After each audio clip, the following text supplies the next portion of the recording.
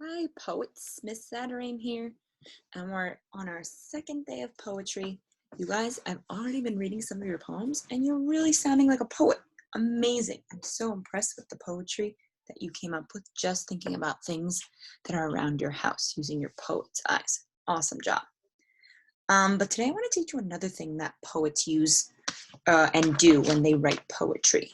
And one of those things is poets try to use the sound of words to make their poetry or their writing sound like music, almost like a song. So today's goal is we're going to try to make our poetry sound like music. And one way we can do that is by using something called line breaks. So our goal today is I can try out different ways to make line breaks until my words look and sound right to me.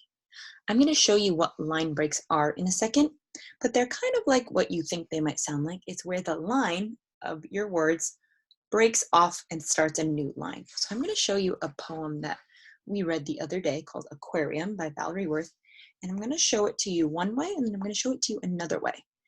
And we're going to talk about how the line breaks really make this poem sound like a song. Let's take a look.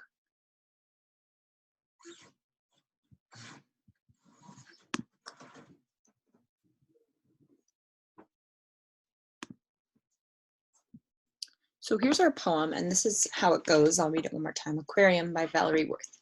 Goldfish flash gold and silver scales. They flick and slip away under green weed, but round brown snails stick to the glass and stay.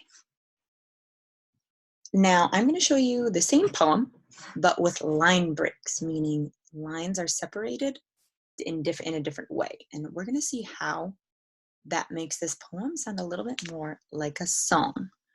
I'm going to read it.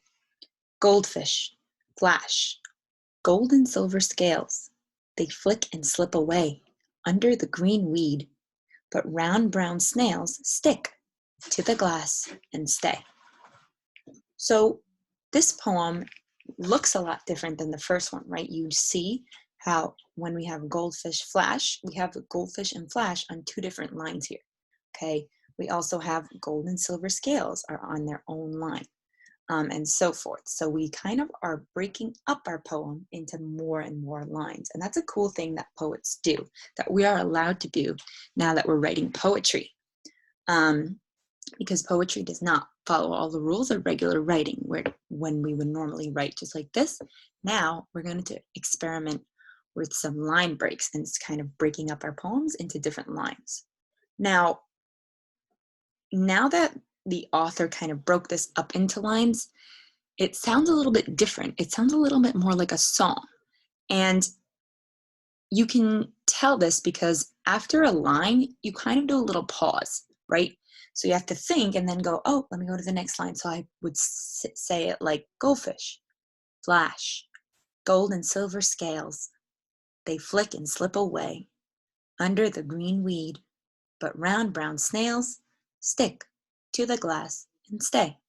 So I have a little bit of pause, and that kind of sounds like a song in my mind. So I also noticed from this poem that we have words that are alone on a line, which is totally fine. A lot of the time poets do that on purpose to show that a word is really important, okay? So the word goldfish, they really want you to focus on that word. The word flash and stick. You're allowed to put one word on one line when you write poetry, which is so awesome. So when you read a poem like this, you kind of want to sound almost like you're swimming, like a fish. Okay, so goldfish, flash, gold and silver scales. They flick and slip away under the green weed, but round brown snails stick to the glass and stay. Okay, so I kind of go up and down, like we're swimming like a fish. And that is intentional, or that's on purpose, that the author wrote it this way so that these line breaks make me sound like that, like a song. So I'm going to show you our chart that we have, because we're really going to be working on line breaks today. And the reason we're working on that is because we really, really, really want to sound like a song in our poetry.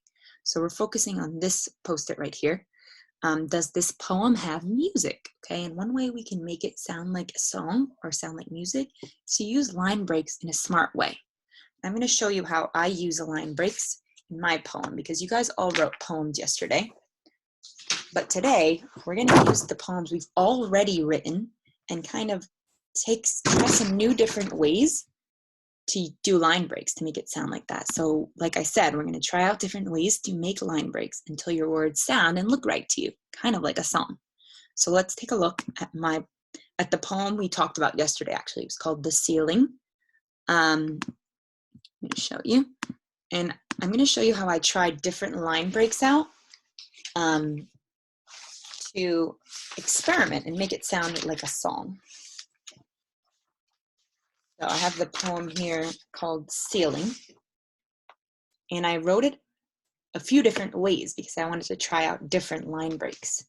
So the poem was originally looked like this. It was just like straight across. I'm still skipping lines. The ceiling is the sky for the classroom.